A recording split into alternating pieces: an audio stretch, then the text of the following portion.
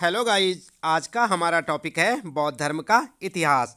इससे पिछली वीडियो में हमने आपको जानकारी दी थी जैन धर्म के बारे में और आपने शायद वो वीडियो देख ली होगी। यदि आपने वह वीडियो नहीं देखी है तो उसका लिंक आपको नीचे डिस्क्रिप्शन बॉक्स में मिल जाएगा, आप वहां जाकर उस वीडियो को देख सकते हैं। चलिए शुरू करते हैं। आज का टॉपिक है हमारा बौद्ध धर्म का इतिहास। और सबसे पहले आप देख सकते हैं बौद्ध धर्म की स्थापना गौतम बुद्ध ने की थी। गौतम बुद्ध को एशिया का ज्योतिपुंज कहा जाता है। गौतम बुद्ध का जन्म 563 ईस्वी पूर्व में कपिलवस्तु के लुम्बिनी नामक स्थान पर हुआ था। कपिलवस्तु नेपाल में स्थित है। आप ध्यान रखें, कपिलवस्तु कहाँ है? नेपाल में। अगला पॉइंट आपके लिए, इनके पिता शुद्धोदन शाक्य गण के मुखिया थे। इनकी माता का नाम था माया देवी। माया देवी की मृत्यु गौतम बुद्ध के जन्म के 7 दिन में ही हो गई थी। इस कारण गौतम बुद्ध का पालन पोषण इनकी मौसी और सौतेली माँ प्रजापति गौतमी ने किया था। गौतम बुद्ध के बचपन का नाम था सिद्धार्थ। जब गौतम बुद्ध 16 वर्ष के थे तब इनका विवाह यशोधरा से हुआ था। गौतम बुद्ध के पुत्र का नाम था राहुल। आप याद रखें, गौतम बुद्ध के पुत्र का नाम राहुल था।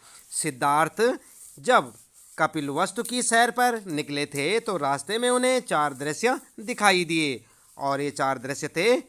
नंबर 1, एक बूढ़ा व्यक्ति। नंबर 2, एक बीमार व्यक्ति। नंबर 3, एक शव।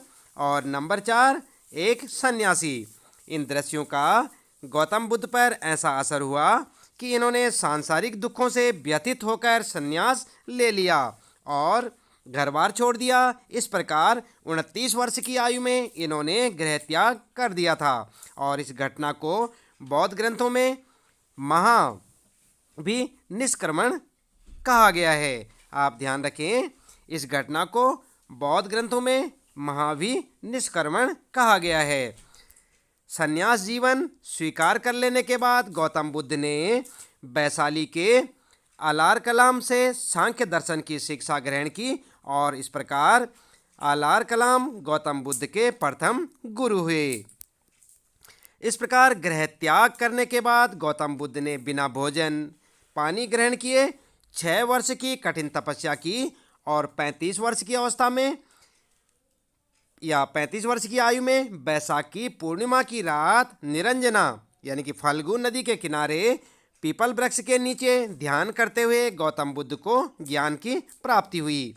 तो आप देख सकते हैं कि गौतम बुद्ध को जो है पूर्णिमा की रात्रि निरंजना यानी कि जिसे फल्गु नाम से जानते हैं, नदी के किनारे पीपल वृक्ष के नीचे ध्यान करते हुए गौतम बुद्ध को ज्ञान प्राप्त हुआ था। ज्ञान प्राप्ति होने के बाद से ही गौतम बुद्ध को बुद्ध कहा गया और जिस स्थान पर गौतम बुद्ध को ज्ञान की प्राप्ति हुई थी वह स्थान बोध गया कहलाया। इसे याद रखें आप कि उसी स्थान को बोध गया कहा जाता है। जिस पेड़ के नीचे गौतम बुद्ध को ज्ञान की प्राप्ति हुई थी वह पेड़ बोधि वृक्ष कहलाया। आप ध्यान रखें कि वही पेड़ जिसके नीचे ज्ञान प्राप्त हुआ था गौतम बुद्ध को क्या कहलाया? बोधि वृक्ष। वर्तमान में बोध गया बिहार में है।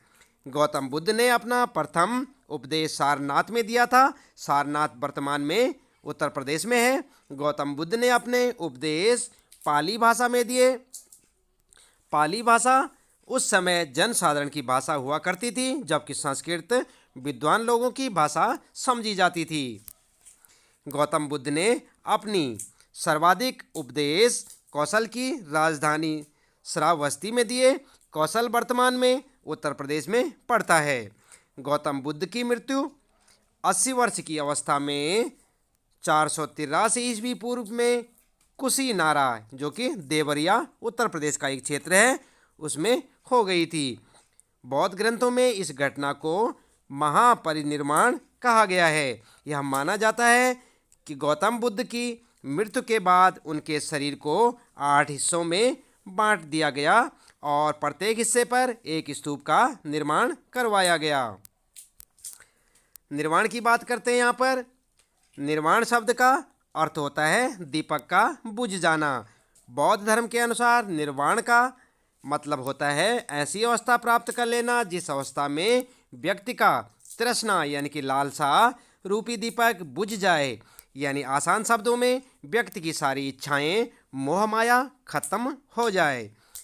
आप ध्यान रखें, यहाँ पर आपके लिए काफ़ी इम्पोर्टेंट है। एक बात का ध्यान रखिए कि बौद्ध धर्म में निर्वाण का मतलब यह नहीं है कि व्यक्ति की मृत्यु हो गई है। व्यक्ति जीवित रहते हुए भी निर्वाण प्राप्त करता है। ऐसा व्यक्ति जिसे अपने जीवन में निर्वाण प्राप्त हो गया हो, जब उसकी मृत्यु होती है तो वह जन्म मृत्यु के बंधन से मुक्त हो जाता है, यानी उसे बार बार जन्म नहीं लेना पड़ता, और इसे महापरिनिर्वाण कहा जाता है। उदाहरण के लिए गौतम बुद्ध को निर्वाण जीवित रहते हुए प्राप्त हुआ था और मृत्यु के बाद उन्हें महापरिनिर्वाण यानी कि जीवन मृत्यु के बंधन से मुक्ति प्राप्त हुई थी।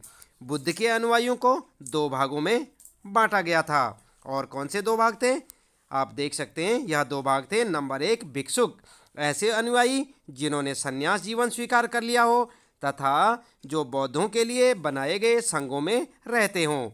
भिक्षुकों का मुख्य काम बौद्ध धर्म का प्रचार प्रसार करना और लोगों को उपदेश देना था। और दूसरा भाग था उपासक, ऐसे अनुयायी जो गृहस्थ रहते हुए बौद्ध धर्म का पालन करते हैं।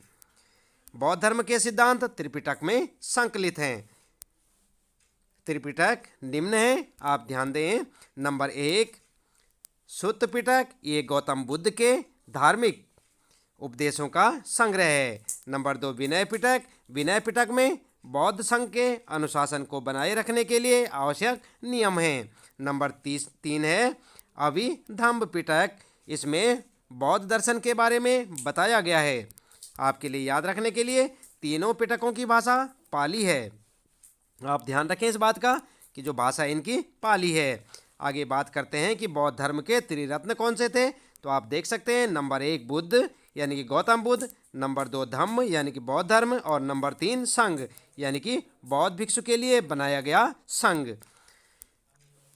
आगे बौद्ध संघ में प्रवेश लेने को उपसंपदा कहा जाता था। बौद्ध संघ में प्रवेश लेने के लिए न्यूनतम आयु कितनी थी? 15 वर्ष। आप याद रखें कि बौद्ध संघ में प्रवेश लेने के लिए न्यूनतम आयु हुआ करती थी 15 वर्ष। बौद्ध धर्म अनीश्वरवादी है, अर्थात बौद्ध धर्म के अनुसार ईश्वर नहीं है। साथ ही साथ बौद्ध धर्म के अनुसार आत्मा भी नहीं होती। बौद्ध धर्म में पुनर्जन्म की मान्यता है, अर्थात जीव को बार बार जन्म लेना पड़ता है। विश्व दुखों से भरा है। बौद्ध धर्म का यह सिद्धांत उपनिषद से लिया गया है। बौद्ध धर्म का सबसे महत्वपूर्ण त्यौहार बैसाख पूर्णिमा है। आप याद रखें कि बौद्ध धर्म का जो सबसे महत्वपूर्ण त्यौहार है वो है बैसाख पूर्णिमा। बैसाख पूर्णिमा के दिन गौतम बुद्ध का जन्म हुआ था। इसी दिन गौतम बुद्ध को ज्ञान की भी प्राप्ति हुई थी और इसी दिन गौतम बुद्ध को महापरिनिर्वाण प्राप्त हुआ था। बैसाख पूर्णिमा को बुद्ध पूर्णिमा के नाम से भी इसीलिए जाना जाता है। गौतम बुद्ध के द्वारा बताए गए 4 आर्य सत्य कौन कौन से थे, आइए जान लेते हैं। यहाँ पर नंबर 1 दुख यानी कि जीवन दुखमय है। दूसरा दुख समुदाय यानी कि तृष्णा लालसा दुख का कारण है। नंबर 3 दुख निरोध, दुख से छुटकारा पाया जा सकता है। और नंबर 4 है दुख निरोधगामिनी प्रतिपदा, हमारे लिए दुख से छुटकारा पाने के लिए अष्टांगिक मार्ग का पालन करना आवश्यक है। अष्टांगिक मार्ग क्या है? अष्टांगिक मार्ग गौतम बुद्ध के अनुसार अगर हम अष्टांगिक मार्ग का पालन करें तो दुख से छुटकारा पाना संभव है। अष्टांगिक मार्ग के अंतर्गत निम्न नियमों का पालन करना होता है। और कौन से नियम? आप देख सकते हैं। नंबर 1 है सम्यक दृष्टि, 4 आर्य सत्य में वह बुद्ध की शिक्षाओं में विश्वास रखो। नंबर 2 सम्यक संकल्प, निर्वाण और ज्ञान प्राप्ति का संकल्प लो। नंबर 3 है सम्यक वाक, ना तो किसी के बारे में बुरा बोलो और ना झूठ बोलो। नंबर 4 सम्यक कर्म, अच्छे कर्म करो। और नंबर 5 सम्यक जीविका, अपनी जीविका चलाने के लिए कोई गलत व्यापार मत करो, यानी कोई ऐसा व्यापार मत करो जिससे किसी को या किसी दूसरे को हानि हो। नंबर 6 सम्यक प्रयास, अपने आप को सुधारने की कोशिश करते रहो।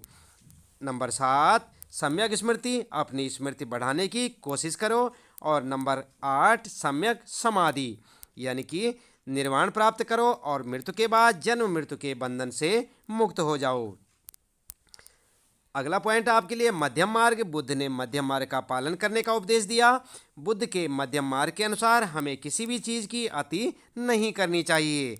हर काम हमें हिसाब से करना चाहिए। उदाहरण के लिए अगर हम खाने की बात करें तो ना तो इतना खाना चाहिए कि तबीयत खराब हो जाए और ना इतना कम खाना चाहिए कि आदमी मरने को हो जाए। मध्यम मार्ग को मध्यमा प्रतिपदा के नाम से भी जाना जाता है। आगे बात करते हैं जातक में बुद्ध की पूर्व जन्म की कहानियों का वर्णन है। जातक की कहानियों के अनुसार गौतम बुद्ध संसार को सही राह दिखाने के लिए बार बार जन्म लेते हैं, या हम कह सकते हैं कि वे अवतार लेते हैं। इस प्रकार गौतम बुद्ध के अवतारों को बोधिसत्व कहा जाता है। बोधिसत्व का जन्म मनुष्य के रूप में भी हो सकता है और जानवरों के रूप में भी। गौतम बुद्ध ने अंतिम अवतार बोधिसत्व शाक्य मुनि के रूप में लिया था। इसके अलावा भविष्य में गौतम बुद्ध मैत्रेय नाम से जन्म लेंगे। अगला पॉइंट आपके लिए धार्मिक जुलूस निकालने का प्रारंभ बौद्ध धर्म से ही हुआ। सर्वाधिक बुद्ध मूर्तियों का निर्माण गांधार कला के अंतर्गत किया गया है, जबकि प्रथम बुद्ध की मूर्ति का निर्माण मथुरा कला के अंतर्गत किया गया था। तिब्बत, भूटान एवं पड़ोसी देशों में बौद्ध धर्म का प्रचार प्रसार करने का श्रेय पद्मसंभव गुरु रिनपांच को दिया जाता है। आप याद रखें, पद्मसंभव बौद्ध धर्म की वज्रयान शाखा से संबंधित हैं। इनकी 123 फीट ऊंची मूर्ति हिमाचल प्रदेश के रिवालसर झील में है। बौद्ध संगीतियाँ की बात करते हैं। यहाँ पर बौद्ध संगीतियाँ आज तक 4 बार बौद्ध संगीतियाँ यानी कि सभाएँ हुई हैं। यह 4 बौद्ध संगीतियाँ हैं। नंबर 1 प्रथम बौद्ध संगीति।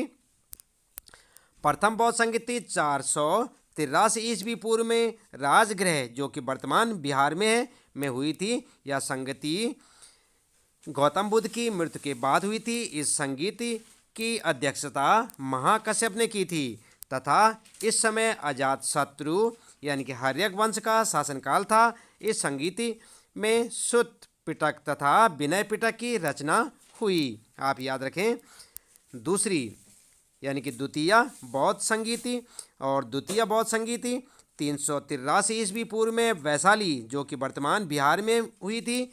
इस संगीत की अध्यक्षता सबकमीर सर्वकामिनी ने की थी। इस समय कालाशोक यानी कि शिशुनाग वंश का शासनकाल था। इस संगीति में बौद्ध संघ के अनुशासन को लेकर मतभेद के कारण बौद्ध धर्म 2 भागों में स्थापित तथा महासांगिक में बंट गया।